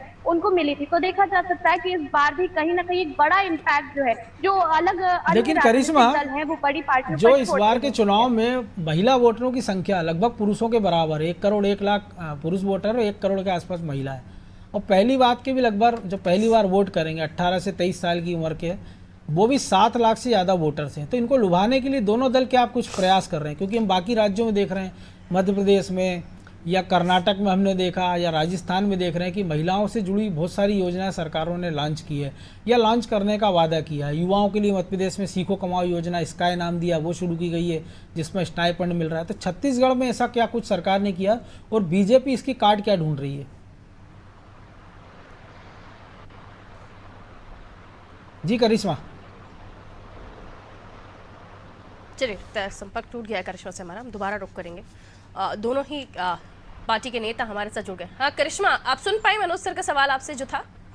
जी जी, अगर छत्तीसगढ़ में महिलाओं की बात करें तो देखा जा रहा है कि महिला वोटर जो है पुरुषों को आगे देखा जाएगा कि महिला वोटर जो है पुरुषों से ज्यादा हो चुके। तो छत्तीसगढ़ में महिला वोटर्स को लुभाने के लिए कांग्रेस पार्टी ने लगातार जो है कई सारी योजनाएं निकाली। स्व सहायता समूह की महिलाओं के लिए तमाम चीजें उन्होंने की है। आंगनबाड़ी कार्यकर्ताओं के लिए उन्होंने कई सारी योजनाएं निकाली। साथ ही में बात करें महिला वोटर्स को साधने की तो प्रियंका गांधी का दौरा भी छत्तीसगढ़ में हुआ था, जहां पर वो महिला सम्मान समारोह में शामिल हुई थी और तमाम महिलाओं को संबोधित करते हुए विभिन्न सारी बातों पर जो है अपने विचार उन्होंने रखे थे। तो देख सकते हैं कांग्रेस पार्टी तो लगातार महिला वोटर्स को साधने के लिए पहले से ही कवायद में थी। भारतीय जनता पार्टी की अगर बात करें तो महिला सुरक्षा का मुद्दा जो है छत्तीसगढ़ में लगातार भारतीय जनता पार्टी उठाती आ रही है और उनका यही कहना है कि छत्तीसगढ़ में जो है अपराधों के मामले जो है सबसे ज्यादा बढ़ते जा रहे हैं महिलाओं के प्रति। उसे लेकर के जो है लगातार भारतीय जनता पार्टी जो है कांग्रेस पर आक्रामक नजर आती है। वहीं कांग्रेस पार्टी की अगर बात करें तो कांग्रेस पार्टी महिला वोटर्स को लुभाने के लिए यहाँ पर उन्होंने मुख्यमंत्री ने घोषणा भी की थी 15 अगस्त को। उस घोषणा में बताया गया कि अगर महिलाओं के प्रति कोई भी आपराधिक मामला किसी आदमी के ऊपर दर्ज होता है तो उसे सरकारी नौकरी नहीं मिलेगी। तो इस तरीके की तमाम चीजें जो है दोनों ही राजनीतिक दलों द्वारा की जा रही है। महिला वोटर्स को साधने के लिए खास तौर पर जो है मुख्यमंत्री ने कई सारी योजनाएं निकाली है। वहीं महिला सुरक्षा को लेकर के जो है भारतीय जनता पार्टी सामने आती नजर आती है। बिल्कुल, हमारे साथ जो मेहमान जुड़ गए हैं अब उनकी तरफ रुख कर लेते हैं। सौरभ जी हमारे साथ जुड़े हुए हैं, सत्यप्रकाश जी हमारे साथ जुड़े हुए हैं। सबसे पहले सत्यप्रकाश जी आपका स्वागत करती हूँ और साथ ही आप ही से सवाल पहला अभी करिश्मा भी बता रही थी कि काफी तैयारियों में आप लोग भी जुटे हुए हैं। प्रियंका गांधी जी का भी दौरा वहां पर हो चुका है और जाहिर सी बात है महिला वोटर्स है तो लुभाने के लिए तमाम दल अपनी तैयारियों के साथ है, लेकिन अब तारीखों का ऐलान हो गया है और अभी भी पूरी तरीके से प्रत्याशियों का ऐलान हो ही नहीं पा रहा है। देखिए पारुल जी, जब से हमारी सरकार बनी 2018 में, सरकार बनने के बाद जो हमारे जो घोषणा पत्र के काम वो करना चालू किया और जो भी तमाम जो योजनाएं थी वो करने का, जनहित में जो योजनाएं कर सकते हैं वो सरकार ने की 5 साल में, और सफलतम कार्यकाल रहा हमारे 5 साल का। और हमारे अगर मैं चुनाव की बात करूं तो हम उसी समय से चुनावी मोड में थे। संगठन के तौर पर हमारा संगठन अपना काम कर रहा था, चाहे वो बूथ स्तर पे अपनी कमेटी गठित की बात करें, जोन स्तर पे हो, तमाम जो संकल्प शिविर हो, ट्रेनिंग हो, सब तो संगठन के तौर पे काम चल रहा था, सरकार के तौर पे काम चल रहा था कि सरकार की योजना व्यक्ति तक पहुंच सके, जिसकी वजह से आज इतना लाभ मिला और किसानों को लाभ मिला हो, चाहे गरीब को मिला हो, महिलाओं को मिला हो। देखिए अब जहां तक बात है ये टिकट की, तो देखिए हमारी पार्टी, मैं भी हर बार ये बोलता था कि घोषणा नहीं हुई है चुनाव की, आज हुई है घोषणा। देखिए इतना तो तय है कि नॉमिनेशन से पहले 90 सीटों पे हमारे कैंडिडेट होंगे, तो इसलिए इतनी हड़बड़ी नहीं है। बीजेपी ने पहली बार ऐसा किया कि चुनाव का ऐलान होने से पहले उन्होंने 21 घोषित कर दिए, पर हर पार्टी, चाहे हम हो चाहे आप बीजेपी वाले हो, जो दूसरी राजनीतिक दल है, वो हमेशा चुनाव आचार संहिता लगने के बाद ही प्रत्याशी घोषित करती है। तो हमारी जब अगर मैं अभी बात करूं तो हमारी बैठकों का दौर चालू है और हो सकता है 2-4 दिन में पहली लिस्ट आ सकती है, क्योंकि बहुत अंतिम दौर पे बातचीत चल रही है। सेंट्रल इलेक्शन कमेटी की जो दिल्ली में बैठक होने वाली है कल परसों, तो इससे बहुत अंतिम दौर पे कुछ दिनों में प्रत्याशी आ जाएंगे। तो हम, जैसे मैंने बोला, प्रत्याशियों की इतनी हमको चिंता नहीं है घोषित करनी, क्योंकि देखिए हमने काम किया, हमको मालूम है हमने काम किया, हमको ना चुनाव की तारीखों की चिंता है ना प्रत्याशियों की चिंता है। हमने काम किया, अंतिम व्यक्ति तक योजनाएं पहुंची है, बस्तर में भी आदिवासियों को लाभ मिला है, तो इसलिए हमने काम किया, इससे हमको भरोसा है कि जनता फिर से हमको आशीर्वाद देगी। प्रत्याशी लेकिन तो इस बार भी सत्यप्रकाश जी सीएम फेस के साथ आप चुनाव में जाएंगे भूपेश बघेल की, या पिछली बार जो हमने देखा था टीएस सिंहदेव और उनके मौजूदा नेतृत्व के साथ चुनाव में गए थे आप, ये बाद में ये कहा गया कि 2.5 साल के लिए दोनों को बनाया जाएगा, इसको लेकर काफी राजनीतिक उठापटक भी पूरे में चलती रही छत्तीसगढ़ में। देखिए मनोज जी, ये जो 2.5 साल वाला रहता है, ये मैं 12 बोलता हूँ, ये सिर्फ मीडिया में बनाया हुआ है। ये ना हमारे शीर्ष नेतृत्व ने कभी ऐसी बात बोली है, ना प्रदेश नेतृत्व ने बोली है, सिर्फ और सिर्फ एक मीडिया में ये खबर चलती है कि 2.5 साल है, ठीक है। और मैं अभी बोल रहा हूँ, हमारी शैलजा जी प्रभारी, उन्होंने भी बहुत जगह आपको टीवी बाइट दिया है कि हमारा जो मुख्यमंत्री चेहरा भूपेश बघेल ही है। हम सामूहिक नेतृत्व इससे बोला जाता है कि भाई एक अकेले मुख्यमंत्री चुनाव नहीं जिता सकता, आपको संगठन चाहिए, आपको कार्यकर्ता चाहिए, आपको हर एक नेता चाहिए, तो आप चुनाव मैदान पर अकेले नहीं जा सकते। तो इसलिए एक पूरी सामूहिक जो नेतृत्व होगा वो जाएगा चुनाव मैदान में। वह हमारा मुख्यमंत्री चेहरा आज भी भूपेश बघेल जी है, और उन्हीं के चेहरे पर अभी हम जनता के बीच में जाएंगे। वो हम अपनी सरकार की योजनाओं के लेकर बात कर ली जाए या मुख्यमंत्री जी के चेहरे की बात कर ली जाए, हमारे मुख्यमंत्री चेहरा भूपेश बघेल जी है, और हमारी योजनाएं जो है वो मुख्यमंत्री जी के द्वारा जो लागू की गई है उसी को लेकर हम जनता के बीच जाएंगे। जो मैंने बोला बीजेपी के लिए ऊपर ये सवाल है ना कि उनका मुख्यमंत्री चेहरा कौन है। 5 साल में एक व्यक्ति भी ऐसा नहीं खड़ा कर पाए कि जो मतलब नेता प्रतिपक्ष देख लीजिए कितना का बदल दिए, प्रदेश अध्यक्ष कैसे बदल दिए, आप प्रभारी कैसे बदल दिए, तो इनके बाद नेताओं की क्या कमी हो, वो टोटका कैसा 5 साल में इनका आज तक पूरा नहीं हुआ। इसी वजह से जनता से दूर चले जा रहे हैं। हमारी सरकार, हमारे मुख्यमंत्री जो जनता के करीब जाते जा रहे हैं। देखिए 90 विधानसभा, ये देश में पहली बार हुआ होगा कि एक मुख्यमंत्री एक विधानसभा में गया है, अंतिम व्यक्ति से उन्होंने बात की है, 90 विधानसभा में उन्होंने दौरा किया है। तो जैसे मैंने बोला कि हमारी पार्टी, हमारी सरकार शुरू से चुनावी मोड में रही है, चुनाव के तौर पे, संगठन के तौर पे हमारे जो संगठन है वो काम करता रहा है, और मुख्यमंत्री जी भी उस पर कहीं ना कहीं सहयोग देते रहे। 90 विधानसभा की बात के लिए तमाम जो संकल्प शिविर हुए, हर जगह मुख्यमंत्री जी गए। तो हमारा संगठन, हमारे मुख्यमंत्री जी हमेशा चुनाव मोड में रहे, इससे वो सब कोई दिक्कत नहीं है, कौन चेहरा कौन नहीं है, मुख्यमंत्री भूपेश बघेल जी ही रहेंगे। भारतीय जनता पार्टी से सौरभ जी हमारे साथ जुड़े हुए हैं। सौरभ जी, बहुत बहुत स्वागत है आपका। क्योंकि कहा यह जा रहा है कि पूरी तैयारी के साथ कांग्रेस है, बस प्रत्याशियों का ऐलान करना ही उन्हें बाकी है, लेकिन भारतीय जनता पार्टी की तैयारियों को लेकर वो सवाल उठा रहे, कह रहे हैं आपके पास तो हम मुख्यमंत्री अभी तक कोई चेहरा ही तैयार नहीं कर पाए आप।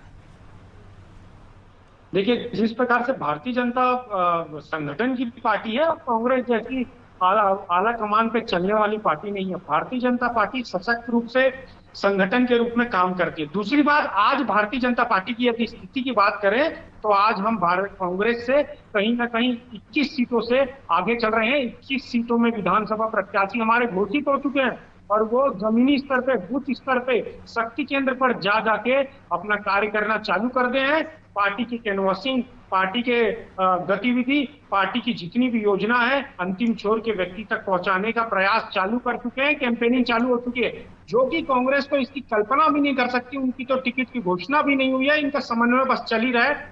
जो कि इनका समन्वय बनने के लिए इसलिए विलंब हो रहा है क्योंकि इनके यहाँ दो एक उप मुख्यमंत्री और मुख्यमंत्री है। जो 2.5 साल वाली जो बात हो रही थी, ऐसा था तो मुख्यमंत्री उप मुख्यमंत्री बनाने की जरूरत क्या थी? क्या मुख्यमंत्री भी अकेले पर्याप्त नहीं थे छत्तीसगढ़ को चलाने के लिए? 15 साल भारतीय जनता पार्टी के रमन सिंह जी ने अकेले अपने दम पर छत्तीसगढ़ में सरकार चलाई, परंतु यहाँ पर पहली लेकिन बार सौरभ जी, उत्तर प्रदेश में भी दो उप मुख्यमंत्री हैं आपकी सरकार में, पिछली योगी सरकार में भी थे, इसमें भी हैं। परंतु वही मैं कह रहा हूँ, छत्तीसगढ़ के इतिहास में पहली बार ऐसा होता है कि उप मुख्यमंत्री पद कांग्रेस पार्टी को लाना पड़ता है, जो कि इससे साफ साफ समझ आ जाता है कि भूपेश बघेल जी छत्तीसगढ़ की जनता को साध नहीं पा रहे थे, इस कारण उप मुख्यमंत्री लाया गया। आप लोगों के पास इस वक्त मध्य प्रदेश का रुख करना होगा हमें। VD Sharma ji press conference कर रहे हैं, सीधा लिए चलते हैं आपको, क्या कुछ कह रहे हैं सुनवाते हैं। जो लोग हमेशा से सनातन विरोधी मानसिकता वाले रहे हैं, जिनको हिंदुओं से घृणा है, उसमें दिग्विजय सिंह इस भारत का सबसे बड़ा प्रमुख मिस्टर बंटाधार दिग्विजय सिंह का नाम आता है। तो ऐसे लोग सनातन से जुड़े मामलों पर अपनी जुबान बंद ही कर लेते हैं। ऐसे गठबंधन वाली कांग्रेस जो घमंडिया गठबंधन है, तो ये पूरा देश जानता है कि सनातन का विरोध करने वाली कांग्रेस, यानी राम का विरोध करने वाली कांग्रेस, राम के अस्तित्व को नकारने वाली कांग्रेस, देश के अंदर भगवान श्री राम के जो। चलिए वापस हम छत्तीसगढ़ की तरफ रुख कर रहे हैं, हमारे साथ जो मेहमान बने हुए हैं उनकी तरफ भी हम जाएंगे। सौरभ जी, अभी मनोज सर ने आपसे सवाल पूछा, उप मुख्यमंत्री को लेकर आपने कहा और ये भी बताया गया कि ये छत्तीसगढ़ में पहली बार इतिहास है, ये उनकी तरफ से उन्होंने कोशिश की अपनी पार्टी में साधने की, लेकिन आपकी तरफ से क्या पार्टी का संगठन छत्तीसगढ़ में इतना कमजोर हो गया है कि कोई सीएम फेस नहीं अनाउंस कर पा रहे हैं, आपको बार बार नेताओं को बदलना पड़ जाता है?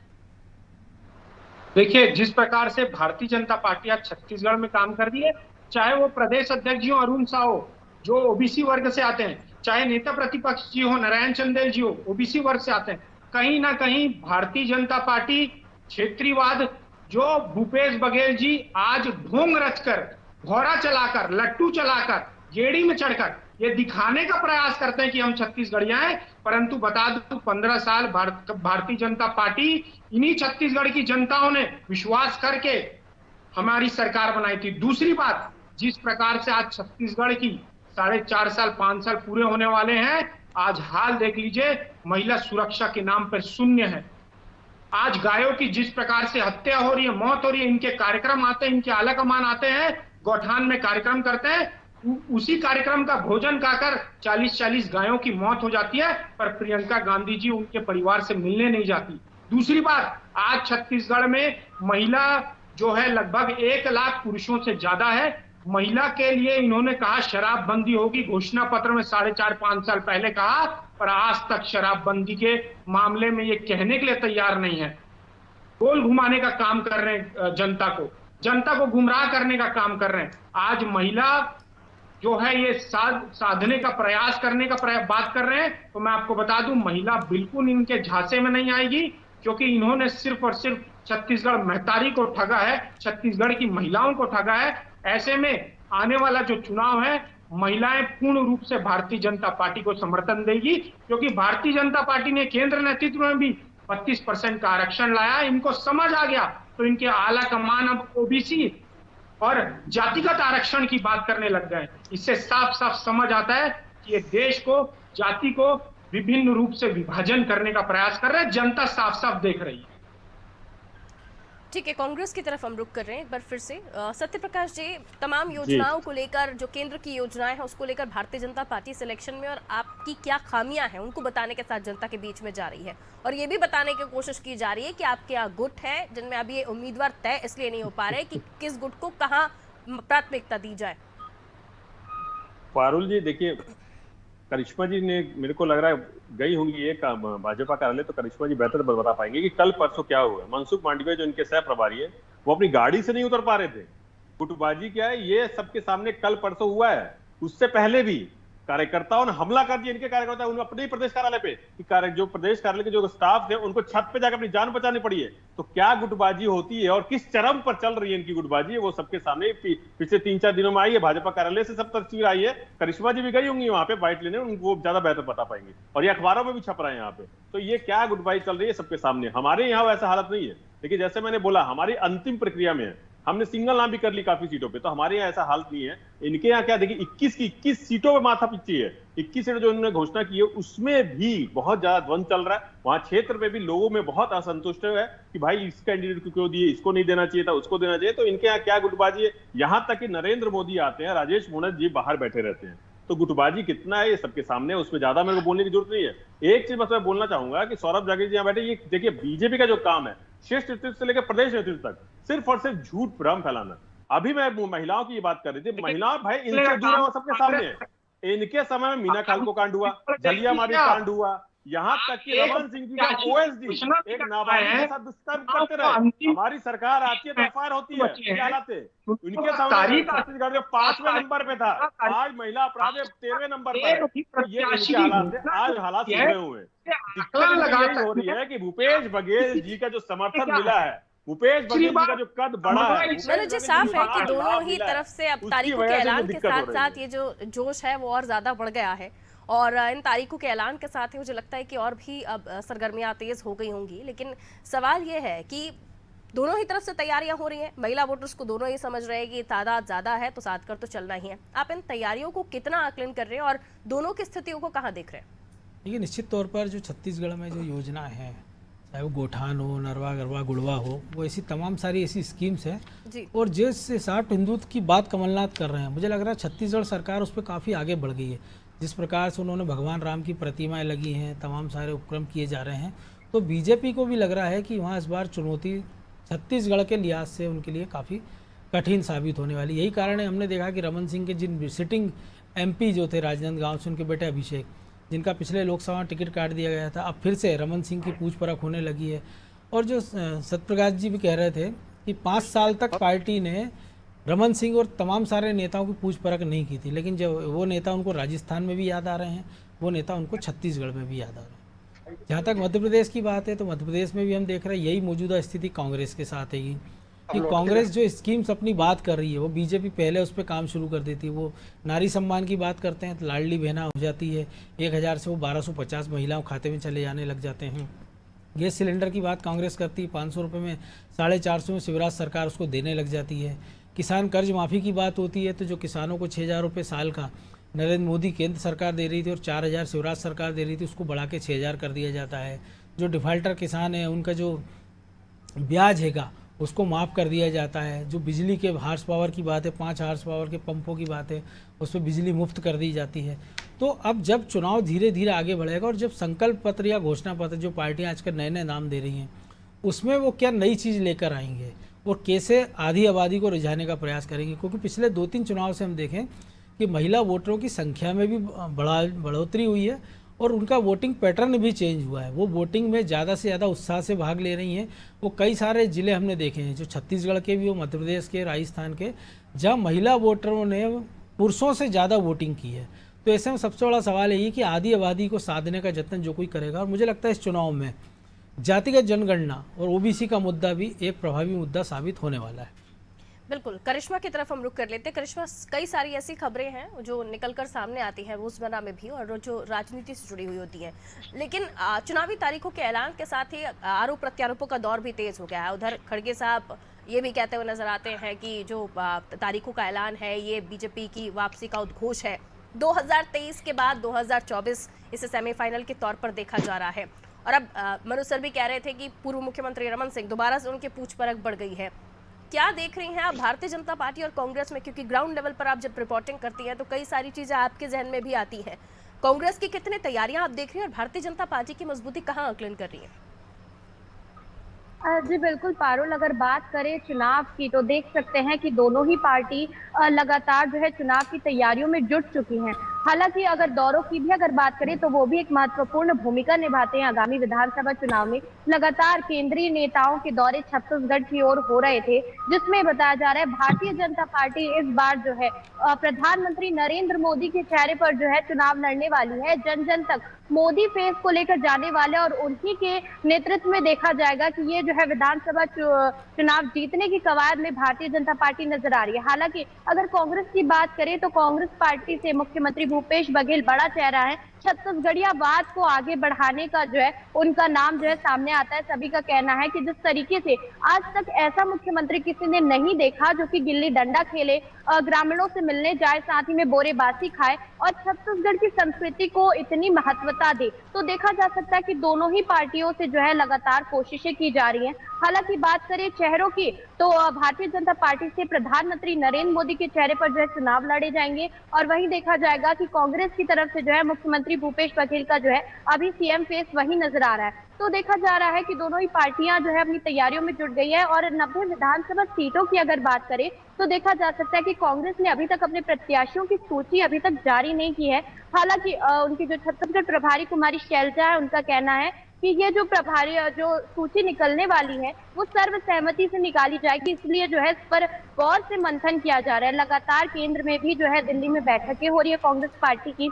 आज भी कांग्रेस वर्किंग कमेटी की बैठक है, उसके बाद भी देखा जाएगा चुनाव समिति की भी बैठक होगी और जल्द ही प्रत्याशियों की सूची कांग्रेस पार्टी जारी करने वाली है। हालांकि अगर भारतीय जनता पार्टी की बात करें तो उन्होंने अपनी 21 प्रत्याशियों की सूची जो है जारी कर दी है और उस सूची में देखा गया कि नए चेहरों को भी मौका दिया गया है। और वहीं बात होती है कांग्रेस की, तो कांग्रेस के जितने भी मंत्रिपरिषद के लोग हैं उनकी टिकट इस बार फाइनल नजर आ रही है। हो सकता है कि विधानसभा क्षेत्र जो है बदले जाएं, लेकिन उनकी टिकट जो है पक्की मानी जा रही है। और अगर गुटबाजियों की अगर हम यहाँ पर बात करें तो दोनों ही पार्टी में नजर आ रही है। हालांकि अभी देखा गया कि भारतीय जनता पार्टी ने अपनी दूसरी सूची जारी नहीं की थी, लेकिन एक सूची जरूर वायरल हो रही थी भारतीय जनता पार्टी को लेकर के, जिसकी वजह से कहीं ना कहीं भारतीय जनता पार्टी में रोष नजर आया और बड़ी तादाद में जो है लगातार कार्यालय में, प्रदेश कार्यालय में लोग पहुंच रहे थे। ऐसे हालात कांग्रेस में भी हालांकि बने थे। एक सिंपल और सीधा क्वेश्चन मैं दोनों ही हमारे जो मेहमान हैं उनसे कर लेती हूँ। भारतीय जनता पार्टी की तरफ हम रुख कर लेते हैं। जितने मिलनसार और जनता के बीच जा रहे हैं भूपेश बघेल साहब, ये बताया जा रहा है क्लीन और क्लियर कि भूपेश बघेल साहब के नेतृत्व में ही आगे कांग्रेस चुनाव लड़ने जा रही है। लेकिन आपकी तरफ से, जैसे हम मध्य प्रदेश का भी जिक्र कर रहे थे कि हम शिवराज जी को देखते हैं कि जनता से उनका कनेक्शन कैसा है, यहाँ आप कमतर हो जाएंगे ऐसा लगता है आपको, क्योंकि फेस ही अभी तक नहीं है आपके पास। और दूसरी चीज ये कि 21 सीटों का ऐलान, लेकिन उसके बावजूद भी उतने एनर्जेटिक बाकी लोग नहीं दिखाई दे रहे हैं, ऐसा लगता है आपको। कितनी सीटों पर आप आशान्वित अपने आप को समझते हैं, कितना आप मानते हैं कि कितनी सीटें निकाल लेंगे?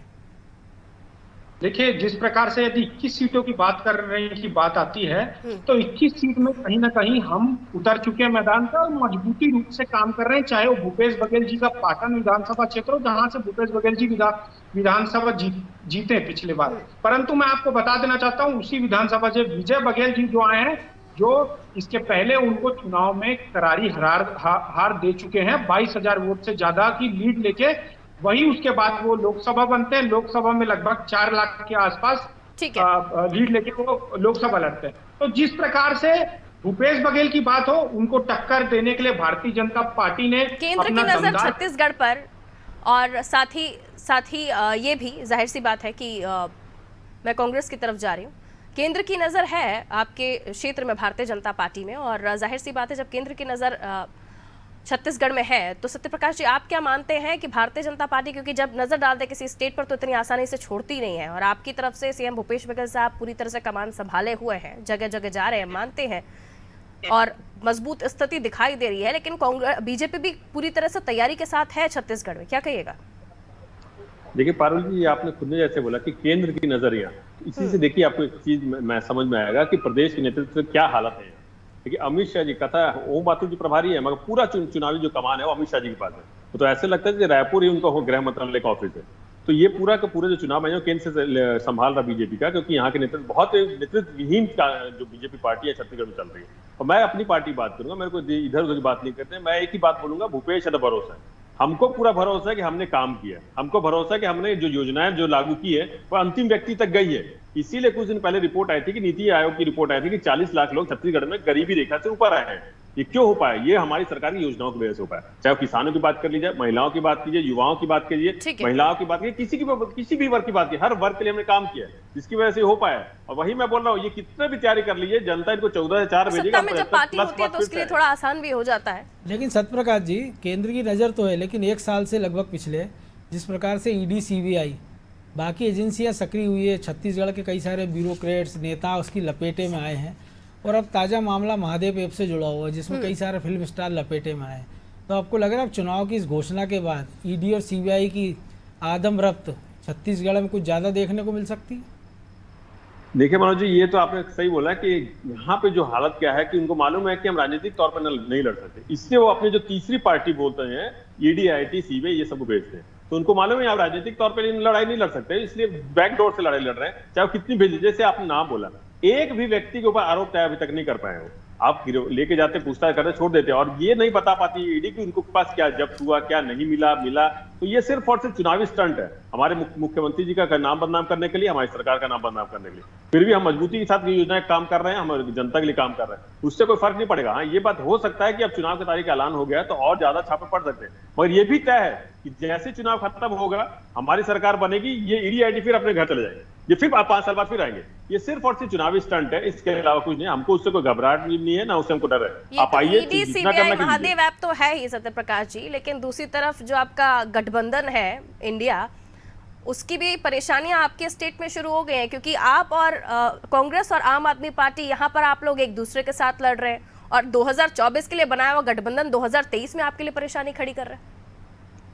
देखिए, अपना देश लोकतांत्रिक देश है, चुनाव कोई भी लड़ सकता है, चाहे निर्दलीय तौर पे हो, चाहे राजनीतिक दल के तहत हो, लेकिन साथ लड़ना ना लड़ना तो ये तो पार्टियां तय करती हैं। 2024, मैं वही बोल रहा हूँ, वो 2024 के लिए गठबंधन हुआ, वो लोकसभा चुनाव के लिए गठबंधन हुआ, विधानसभा 24 में हम साथ हैं और बाकी 23 में एक दूसरे के खिलाफ है। इसलिए देखिए, वही मैं बोल रहा हूँ, लोकसभा के लिए हुआ क्योंकि जो मोदी जी की जो नीति है, जो महंगाई और इससे जो परेशान है जनता, जो बेरोजगारी से परेशान है, उससे लड़ने के लिए हुआ, संविधान को बचाने के लिए हुआ। मगर आज जो छत्तीसगढ़ के ये राज्य के चुनाव है, इसमें हमारा कोई गठबंधन नहीं है, इसमें हम वो स्वतंत्र है, हम स्वतंत्र है अपने अपने चुनाव लड़ने मैंने कहा कि तो आपकी वो सिर्फ परेशानी तो नहीं बढ़ा रहे हैं। आपके कहने का आशा ये है कि 2024 यानी लोकसभा में संविधान खतरे में होता है और विधानसभा में संविधान को कोई खतरा नहीं होता है। 2018 में भी वो आए थे आम आदमी पार्टी में, उस समय भी लड़े थे, उनके प्रदेश अध्यक्ष तक की जमानत जब्त हुई थी, तो वो 2018 में भी गए थे, फिर आ सकते हैं, उसमें कोई दिक्कत नहीं। कर्नाटक में उनकी 200 सीटों पे जमानत जब्त हुई थी, तो उससे हमको उससे फर्क नहीं पड़ने वाला। मैं जैसे बोला कि हमने काम किया, इसलिए कुछ चिंता करने की जरूरत नहीं है। जो काम नहीं करता उसको, लेकिन उसी आम आदमी पार्टी के कारण आप गुजरात में इतिहास की सबसे बुरी पराजय झेल चुके हैं।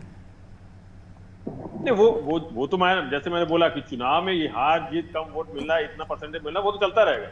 ये तो एक लगातार प्रक्रिया मैं बोल सकता हूँ, वो तो चलता रहेगा, उसमें कोई फर्क वाली बात नहीं है। मगर आप देखिए, छत्तीसगढ़ में भी तो आम आदमी पार्टी आई थी ना, कर्नाटक में भी गई थी, अभी जो पिछले कुछ महीने पहले चुनाव हुआ है, वहां भी गई थी कर्नाटक में, तो क्या हाल हुआ आम आदमी पार्टी का।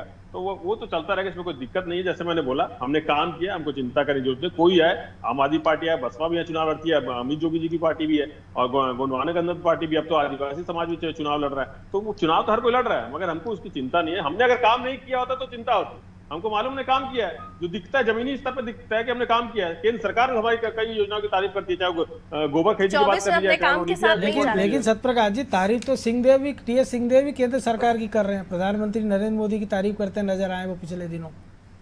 नहीं, वो तारीफ देखिए, वो तो एक शिष्टाचार था भाई। मंच पे वो हमारे घर आए हैं, छत्तीसगढ़ आए हैं प्रधानमंत्री, तो उनको दुर्व्यवहार तो करेंगे नहीं। वो मंच पे थे तो उन्होंने तारीफ ये की कि मोदी जी आए हैं प्रधानमंत्री, उस हिसाब से शिष्टाचार एक तारीफ थी, एक शिष्टाचार तरीके उन्होंने बोला था। मगर देखिए, वही मैं बोल रहा हूँ, हमारा 55,000 करोड़ से ज्यादा लेना है, तमाम अलग अलग मदों से हमको 55,000 करोड़ केंद्र सरकार से लेना है, उसके बारे में बात क्यों नहीं करते भाई? शिष्टाचार तौर पे वो तो तारीफ कोई भी करेगा। घर कोई आया है तो उसको कोई दुर्व्यवहार तो करेगा नहीं, तो वो आए थे तो उस हिसाब से था। इसको मीडिया ने थोड़ा गलत वे में ले लिया है, और बाद में भी टीएस सिंहदेव जी ने ये बात बोली है, तो शिष्टाचार पे तौर पे था, और मीडिया ने इसको गलत वे में लिया है। सिंहदेव जी ने इसको क्लियर किया था। ये सिंहदेव जी कहीं भूपेश बघेल को तो मैसेज देने का प्रयास नहीं कर रहे थे कि एक रास्ता खुला हुआ उनके पास? नहीं, देखिए, अभी भी आप देख लिए, अभी काका बाबा की जोड़ी चल रही, पहले जय वीरू की जोड़ी थी। ये तो सिंहदेव जी खुद बोल रहे हैं कि पहले जय वीरू की जोड़ी थी, अब काका बाबा की जोड़ी है। तो ऐसा कुछ है नहीं, वो खुद बोल चुके हैं। पाटन विधानसभा में उनको भेजा गया था ट्रेनिंग के लिए, उन्होंने खुद ने बोला कि यहाँ से उनको विधायक बना के भेजना, मुख्यमंत्री बनाना है। ये टीएस सिंहदेव जी ने पाटन विधानसभा की जनता से खुद ने बोला था मंच पे। तो ये कहीं पे कोई संशय की बात नहीं है। भूपेश बघेल जी ही मुख्यमंत्री है और टीएस सिंहदेव जी हमारे बहुत शीर्ष नेता है। नहीं, क्योंकि और ये वो जो आप हमारे कह रहे सम्मानीय हैं नेता ये 2018 में मध्य प्रदेश में ज्योतिरादित्य सिंधिया, कमलनाथ और राजस्थान में सचिन पायलट और अशोक गहलोत के लिए भी कहा गया था। नहीं तो अब अभी देख लीजिए 5 साल में हुआ ना, बहुत सारी मीडिया में खबरें चली, क्या हुआ 5 साल अब भूपेश बघेल जी रहे हैं और सफलतम कार्य कर रहा है। ये सिंहदेव ने हर मौके पे उनका साथ दिया, हर समय साथ दिया सरकार का। जितनी बार आप देख लीजिए तो ऐसा कुछ है ही नहीं है छत्तीसगढ़ में। छत्तीसगढ़ के जो नक्शा है वो अलग वे में है, यहाँ की राजनीति अलग वे में है। और टीएस सिंहदेव जैसे मैंने बोला हमारे शीर्ष नेता है, सम्मानीय नेता है। भूपेश बघेल जी हमारे मुख्यमंत्री है और वही रहेंगे। जैसे मैंने टीएस सिंहदेव जी हो चाहे शैलजा जी हो, हर किसी ने बात बोला है कि हमारा मुख्यमंत्री चेहरा भूपेश बघेल है, तो वही भूपेश बघेल है हमारा मुख्यमंत्री चेहरा। तो चुनाव के बाद भी आप देखिएगा मुख्यमंत्री भूपेश बघेल जी ही बनेंगे। एक छोटा सा कमेंट बीजेपी से ले लेते हैं, उसके बाद मुझे आपसे इजाजत लेनी होगी क्योंकि सौरभ जी कुछ कहना चाह रहे थे। जल्दी से कहिए सौरभ जी।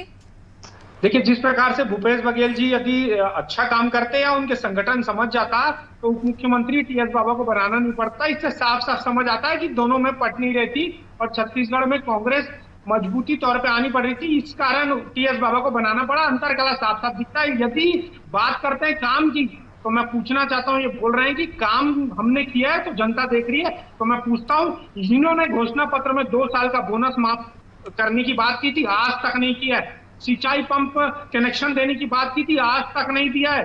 महिलाओं के साथ अत्याचार करके इन्होंने ये कहा था। महिलाओं की बात सौरभ जी आप लोग मत करिए। चलिए तो मैम की बहस का थोड़ा सा ध्यान रखिए। याद नहीं है आपको छात्रावास होता है, उस समय याद नहीं है आपको? बिना काल को कांड हुआ वो समय याद नहीं है? गर्भाशय कांड के दिन समय याद नहीं है? ठीक है, फिलहाल चुनावी तारीखों के ऐलान के साथ ही हम अब इसका आगे भी विश्लेषण करने की कोशिश करेंगे। बहुत बहुत शुक्रिया आप दोनों मेहमानों का हमारे साथ जुड़ने के लिए। तो एक लिस्ट बीजेपी ने भी तैयार कर ली है और कांग्रेस भी तमाम मुद्दों को लेकर आगे बढ़ रही है। फिर अगर हम छत्तीसगढ़ की बात करें तो जहां जिस स्टेट में गवर्नमेंट है कांग्रेस की, वहां परेशानियां कांग्रेस के लिए बढ़ती हुई चली जा रही है, क्योंकि दूसरी जो पार्टियां हैं जिनके साथ वो इंडिया गठबंधन बनाए हुए हैं, उसके लिए 2023 में उन्हीं के सामने खड़े होकर और उन्हीं से लड़ाई लड़ रहे हैं। तो ये थोड़ा परेशानी कांग्रेस के लिए खड़ी हो जाती है। बहरहाल कुछ और मेहमान हमारे साथ जुड़ गए। वरिष्ठ पत्रकार हैं नागेंद्र वर्मा जी हमारे साथ जुड़े हुए हैं और साथ ही सूर्यकांत चतुर्वेदी जी वरिष्ठ पत्रकार हैं हमारे साथ जुड़े हुए हैं। आप दोनों का बहुत बहुत स्वागत करते हुए, क्योंकि तारीखों का ऐलान हो गया है, तो सबसे पहले आप ही से इस पर प्रतिक्रिया चाहूंगी कि क्या आप समझ रहे हैं कि जिन तारीखों को लेकर काफी लंबे समय से इंतजार हो रहा था, पिछले विधानसभा चुनाव की तारीखों को देखा हमने, उसमें भी डिफरेंस था और अब ये कहा जा रहा है कि दिवाली के बाद आने वाले समय पर 11 कौन मनाएगा, जश्न कौन मनाएगा, इसको आवाज सभी अपनी रख रहे हैं, अपनी बात रख रहे हैं। सूर्यकांत जी आप क्या कहना चाहेंगे इस पर? तारीखों का ऐलान हो गया? निश्चित रूप से पारुल जी, तारीखों का ऐलान हो गया। अब चुनावी रणभेरी बच चुकी है। आप मानकर चलिए कि इस बार किसका त्योहार फीका होगा जैसा आप कह रही हैं, और किसका त्योहार अच्छा मनेगा, किसके घर पर दीपावली के पटाखे छूटेंगे, खासतौर पर एकादशी के अवसर पर, यह तो मतदाता ही के मन में है इस समय। लेकिन सूर्यकांत जी एक बात तो तय रहेगी ना, या तो कमल की बनेगी या कमलनाथ की, लेकिन बनेगी कमल की। निश्चित रूप से कमल या कमलनाथ में से तो मनना ही है किसी की, लेकिन आखिर कमलनाथ की मनती है तो कमलनाथ चेहरा होंगे, लेकिन कमल की मनेगी तो चेहरा कौन होगा, यह बड़ा सवाल आज भी खड़ा हुआ है। और कांग्रेस भारतीय जनता पार्टी के बड़े से बड़े नेता यह बताने में हिचक कर रहे हैं कि आखिर कमल की अगर दीपावली मनती है तो कमल के रूप में प्रदेश की सत्ता पर कौन बैठेगा, वो चेहरा कौन होगा। आपने देखा होगा दूसरी जब सूची जारी की भारतीय जनता पार्टी ने, तो उसमें जो चौंकाने वाले नाम आए हैं, इसी तरह के चौंकाने वाले नाम भारतीय जनता पार्टी की चौथी सूची में भी आपको देखने को मिलेंगे। और तीसरी सूची में जो एक सिंगल नाम था वो तो बेहद चौंकाने वाला रहा है। आपको शायद जानकारी हो या ना हो कि उस सूची में जो सिंगल नाम आया है मनमोहन साहब भट्टी की बेटी का, उसके नाम को लेकर आज कितना बवाल मचा हुआ है, और खासतौर पर छिंदवाड़ा जिले में। और धीमे धीमे उसकी आग अब मध्य प्रदेश में राज्य स्तर पर भी सुनाई देने लगी है, क्योंकि उस परिवार पर बेहद गंभीर आरोप है। और जिस मामले को भारतीय जनता पार्टी चुनावी मुद्दा बनाने वाली है, उसमें एक प्रमुख मामला है सनातन का, और वो सनातन को लेकर कांग्रेस ने घेरने की रणनीति बनाई है उस प्रत्याशी को लेकर। तो आप मानकर चलिए कि इस बार चुनाव कुछ वीडियो भी वायरल हो रहे हैं हुक्का बार से जुड़े हुए। हुक्का बार तो है ही, लेकिन वो तो सांस्कृतिक मामला है। लेकिन सनातन का मामला जिसको आप बड़ा बनाने का प्रयास कर रहे हैं चुनाव में, खासतौर पर तेलंगाना से जो मामला उठा है, उस मामले को लेकर अब जनता सड़कों पर उतर गई है।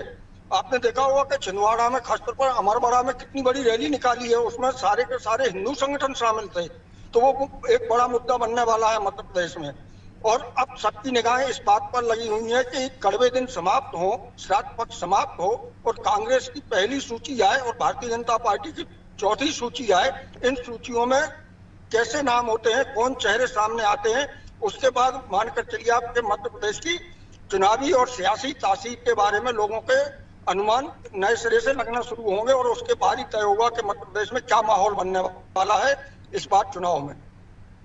बिल्कुल। नागेंद्र जी से अब हम प्रतिक्रिया ले लेते हैं। नागेंद्र जी, आप क्या कहेंगे, क्योंकि तारीखों के ऐलान के साथ ही अब हलचलें और बढ़ गई हैं और अब ये कहा जा रहा है कि बाकी जो नाम, क्योंकि जिन पर बीजेपी हारी थी उन सीटों पर तो नामों का ऐलान हो गया, जिन पर जीती है वहां किस तरह के प्रत्याशी होंगे? क्या सिटिंग एमएलए इसको रिपीट करेगी या कुछ और स्थितियां बनती है? नागेंद्र जी छत्तीसगढ़ से हमारे साथ जुड़े हुए। नागेंद्र जी, माफी चाहूंगी आपसे, आप किस तरह से देख रहे हैं? तारीखों का ऐलान हो गया है और जाहिर सी बात है कि अब स्थितियां स्पष्ट हो चुकी हैं कि इतनी तारीख को चुनाव होना है, लेकिन छत्तीसगढ़ की मैं बात करूं तो बीजेपी की तरफ से तो नाम ऐलान हुए हैं किस सीटों पर, लेकिन कांग्रेस की तरफ से किसी भी एक नाम का ऐलान नहीं हुआ है। जी, आपने बिल्कुल सही कहा। 7 और 17 को यहाँ 2 तिथियां आई हैं चुनाव की, 2 चरणों में चुनाव होने हैं, लेकिन अभी तक कांग्रेस ने सूची जो है वो फाइनल नहीं करी है। उसके नामों को लेके अभी भी जो भ्रम की स्थिति है वो कहीं ना कहीं एक तरीके से पूरी चीजों को, प्रक्रिया को, कि कांग्रेस की तैयारी कैसे दिख रही है इसको एक संशय में डालती है। बहुत सारी चीजें ऐसे आ रही हैं कि कार्यकर्ताओं का भी उत्साह, मुझे लगता है कि इसको लेकर थोड़ा सा ठंडा हो सकता है। जिस तरीके का विलंब जो है वो थोड़ा सा लोगों को ध्यान जो है आकर्षित कर रहा है कि आखिर ऐसा कारण क्या है। बीजेपी मुझे लगता है कि इसका एक बड़ा फायदा उठाएगी। सत्ता में दूसरी बार आने का प्रयास कर रही कांग्रेस का ये जो रवैया है कि आखिर विलंब क्यों हो रहा है। जब उन्होंने पिछली बार इतना अच्छा बहुमत हासिल किया था तो स्पष्ट हो जाना चाहिए था कि उनके जो सिटिंग एमएलए हैं उनको टिकट मिलनी थी। एक आध दो की अगर उनको छांटना भी था तो वो भी स्पष्ट हो जाना था, लेकिन उन्होंने सारे 90 विधानसभा में इस प्रक्रिया को धीमे किया और एक मुझे कहना पड़ेगा कि एक लेंदी प्रोसीजर अपनाया। वो कहीं ना कहीं थोड़ा सा चीजों को विलंब कर रहा है। अब रही बात, तो इस बार चुनाव में बहुत सारे मुद्दे रहेंगे और इसमें मुझे लगता है शहरी क्षेत्र में जो विकास है वो एक अहम है। और छत्तीसगढ़ में जैसा कि मैं आपको बताऊं कि आदिवासी क्षेत्रों से जो विधायक जीत के आते हैं वो कहीं ना कहीं सत्ता को कैसे हासिल करना है, किस पार्टी को, इस पे डिपेंड करता है। जिस पार्टी के ज्यादा विधायक होंगे आदिवासी क्षेत्र से वो सत्ता पे काबिज होगा, ऐसा माना जाता है। तो सारी नजरें जो है बस्तर और सरगुजा पे टिकी हुई है और वहाँ किस तरीके का अभी चल रहा है ये लोगों को अखबारों से पता चलता है, समाचार चैनल से पता चलता है। तो वहाँ भी एक भ्रम की स्थिति है कि आदिवासी वोट किधर जा रहे हैं ये अभी समझ पाना थोड़ा सा कठिन हो जा रहा है आम तौर पे। और दूसरी चीज, ग्रामीण क्षेत्रों में तो तमाम बातें कही जा रही है कि वहाँ ग्रामीण अर्थव्यवस्था को मजबूत करने का प्रयास किया गया है, किसानों के लिए बेहतर काम किया गया है, लेकिन शहरी क्षेत्रों में अभी भी मुझे लगता है कि युवाओं में बड़ी उम्मीद थी कि वो रोजगार पाएंगे। कहीं ना कहीं सरकार उसमें उतना संतुष्ट करती नजर नहीं आती। उसी तरीके से सरकारी कर्मचारियों को भी बड़ी उम्मीद थी, तो उसमें मुझे लगता है कि उतना सरकार उनको संतुष्ट नहीं कर पाई है। कुछ जगह ठीक है कि तो वर्मा जी, जो पिछले दिनों टीएस सिंहदेव ने कहा था कि बीजेपी 40-45 सीटें जीत सकती है, तो उसको किस नजरिए से देखा जाए? उनका भी जो कयास है वो कहीं ना कहीं इस बात को तो है, उन्होंने भी जमीनी तौर पे दौरा किया हुआ है, तो एक चीजें दिख रही है। और जैसा कि आप देख रहे हैं कि टीएस बाबा जो है वो, उनका जो बयान है हमेशा एक सुर्खियां लाता है और अखबारों में वो बने रहते हैं।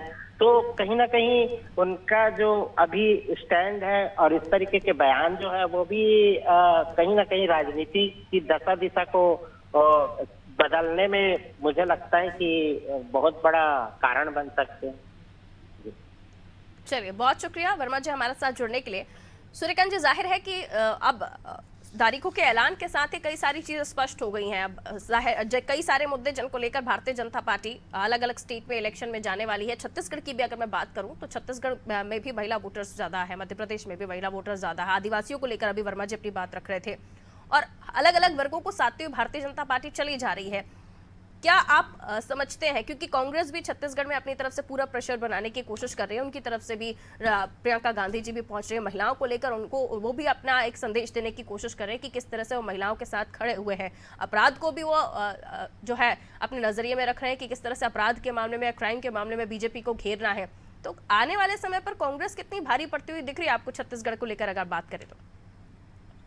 देखिए, निश्चित रूप से छत्तीसगढ़ में अगर पिछले चुनाव परिणाम की बात करें तो वहां पर आदिवासी समाज मध्य प्रदेश के अलावा छत्तीसगढ़ में भी कांग्रेस के साथ गया था और यही वजह है कि दोनों राज्यों में कांग्रेस की सरकार उस समय बनने थी। लेकिन मध्य प्रदेश में जहां कमलनाथ जी अपने विधायकों को नहीं संभाल पाए, उसकी वजह से मध्य प्रदेश में सरकार भारतीय जनता पार्टी की बन गई और छत्तीसगढ़ में चूंकि वहां के मुख्यमंत्री ने बेहद शांत तरीके से रहकर सिस्टमेटिक ढंग से किसी तरह अपनी रणनीति बनाकर सरकार बचाने में सफलता कायम की हुई है। और इसका कारण ये भी हो सकता है ना कि टीएस सिंहदेव के पास उतने नंबर नहीं थे, ना सचिन पायलट के पास जितने सिंधिया के पास थे, तो शायद वो स्थितियां और बदल सकती थी। निश्चित रूप से अगर उनके पास नंबर होता तो स्थितियां बदलती, परिस्थितियां बदलती। और वहां पर चूंकि वहां के मुख्यमंत्री को पार्टी हाईकमान का पूरा साथ मिला हुआ था, इसलिए वो लगातार उस मामले को टालते रहे। खाली अकेले टीएस डिस्टेंस बहुत था ना, बीजेपी के पास महज 15 सीटें थी। एक तो 15 सीटें थी, दूसरा आपने देखा होगा अगर छत्तीसगढ़ की राजनीति की बात करें तो कांग्रेस के भारतीय जनता पार्टी के अंदर भी कई वहां पर गुट हैं।